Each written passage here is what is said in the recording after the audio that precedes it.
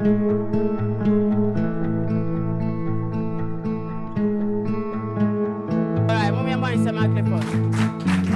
wife and I used to do base for another organization that were into building libraries. And through that project, we learned a lot of the kids didn't know how to read. So we decided to set up free literacy classes where we will guide the students to learn the basics on reading. And that's how Pen to Paper Ghana started. My name is Richard Manu Mchibosiakon. I'm a co-founder to Pen to Paper Ghana. We are three actually that started the organization. My wife, who is a British citizen, Katie Jane Emerson, and Emma Pegler. Emma is based in the UK. My wife and I are living in Ghana currently. My name's Katie Emerson. First I came to do some initial volunteering with another organisation in 2014. It's about nearly 10 years ago. We were building school libraries and some homes for people up in the north of Ghana as well. So I came for about 3 weeks with a friend to do some volunteering and then loved it and wanted to continue doing some charity work out here.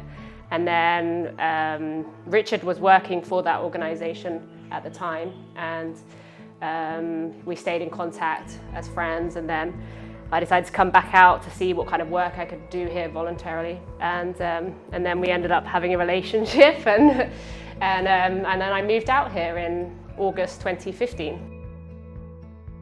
When I was building libraries in uncompleted school buildings, we realised that it was like great giving the books to kids, but if they can't read the story, what's the point in a way? They can just look at the pictures, but they can't read. And we actually realised that there's actually a big need for teaching how to read properly. So we started just initially as a kind of hobby, little project, working in one school with 14 teenage girls. And it just grew. Suddenly within like 2 weeks, the teachers were like, oh, can we have another 4 pupils come in? Can we have this? And suddenly by the end of that term, we had taught about 30 to 40 kids how to read, teenagers. So they were like 13, 14-year-olds who, some of them didn't even know the alphabet, but they were in school every day. Every organization, when they're starting, have its ups and downs. For us, it was mainly trying to branch out from where we were and starting it by ourselves, because we used to work for this organization and do this on our free time. But doing it on our own, we had to register the organization, which took us a long time to come up with a constitution and go into social welfare, registrar general and all that.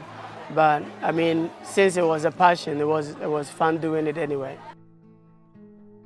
Our main focus is on reading, and this is whereby we go to a government school and we run a basis assessment on junior high students, and then we select those that are very low in reading, and then we run a free literacy class for. Usually we spend like a school term in one school, and the students should be able to read simple sentences. At Pen to Paper Ghana, we believe reading is the heart of education. If the kids get to know how to read, they can even study for themselves. The schools, generally they hear about us from another school teacher or head teacher, or maybe one of the students has moved to that school and suddenly they're like, oh, this kid knows how to read well, and where did they learn this? And so we're actually getting calls all the time, both from government schools and private schools. You know, I had one this morning from a private school in Accra, and they're saying, please, like, we have issues with reading, can you come?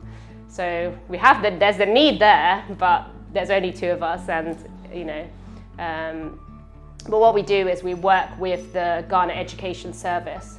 So we generally say what school needs the help the most, and they provide like a list or a district that we should work in. So we feel like we want them to give us the places that need it the most, and we will go there. Pen to Paper Ghana has really helped us in terms of reading, because at first, when I came here, I saw that the reading ability of the children was very low. So I just contacted them they came in, and for now, majority of the students who could not read at that time is now reading, and it has really helped us a lot. I'm Opoku Bidiako Kenston, head teacher of Benhnasi DABC School. At my former school, we had a workshop with them, and they came and taught us something on phonics. So it was then that I saw that the way they were teaching the phonics and the way they were teaching blending and other things was very good. So I thought it wise to contact them for them to come and help their school. And thankfully, they came in, and I've even gotten more than what I was expecting from them. So they've really helped us a lot. My name is Samuela Nightingale Holisted Abeka. I attend school at Benhnasi DA Basic School. I am in Basic 8. Phonics has improved my vocabularies. Pen to Paper Ghana has given me the opportunity to read a lot of books. Thank you. My name is Ernesto Usu Asamoah. I am in Basic 8. I attend school at Benhnasi DA Basic. Pen to Paper Ghana has improved my reading skills, and it has given me opportunity to read a lot of stories since we don't have library books in our school.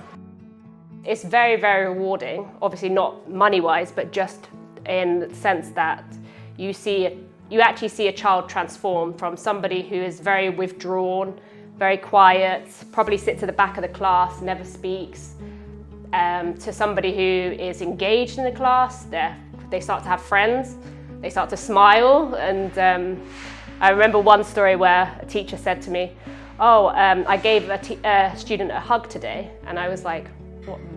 She was like, guess which student? And I guessed right, but it was because for the first time, she got up and attempted to read something off the board. And the teacher said, wow, she's got beautiful smile and teeth. And she'd never seen her talk before, you know? So it's those kind of things that make a difference. And we're not, we're working with teenagers who, they're not going to be the next doctor or because their abilities in other subjects are not high as well, but they'll be able to fill in a form to apply for a job. They'll be able to understand the medical things that for their child when in the future they'll be able to teach their children how to read, and it will become a cycle that, in the future generations, it will get to the point where we won't even be needed. We do base like infrastructure, health, and all that. So infrastructure-wise, we only do jump into that section when we have the funds available. And we do health talks. These ones are organized twice a year in the schools, where we teach like menstrual cycles and menstrual hygiene, sanitation and all that in the government schools.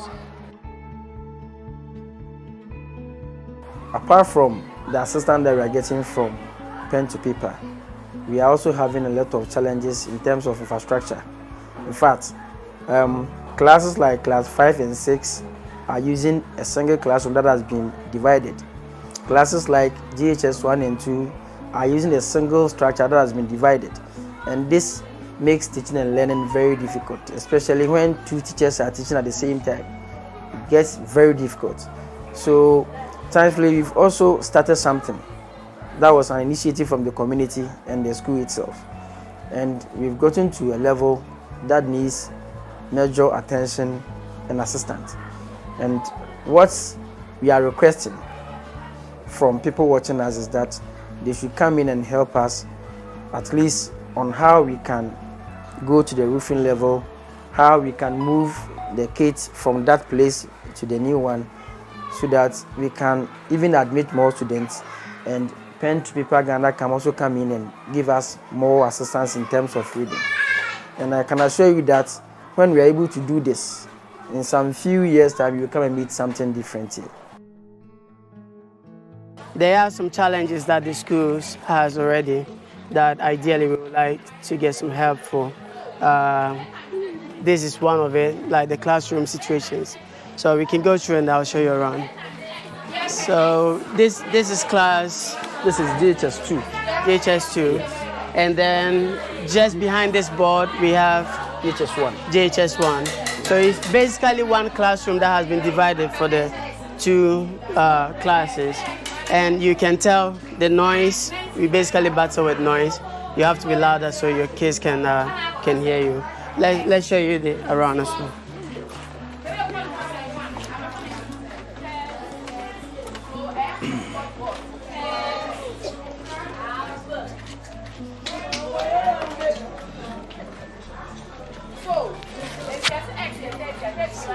So as you can see, we literally walked from Form 2 to Form 3. We just that board being what split the classrooms. Our mobile library,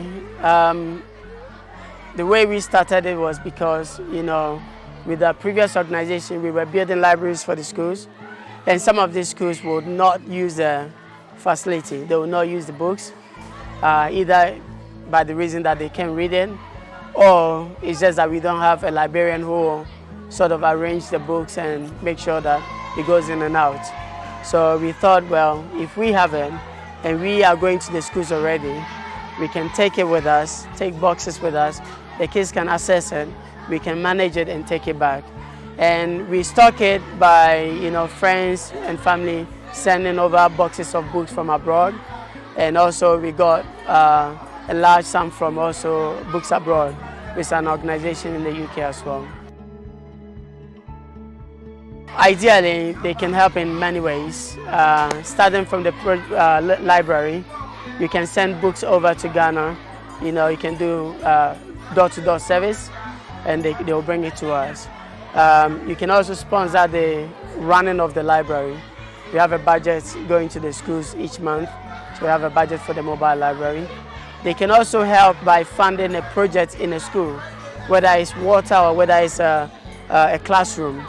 They can fund a whole classroom, and we'll be glad to put their name on it, so and so block by the person that funded it. And also, they can also volunteer by visiting us and going to the schools, seeing what we do there, and they can go back and be ambassadors for the organization, raise funds for projects and whatever.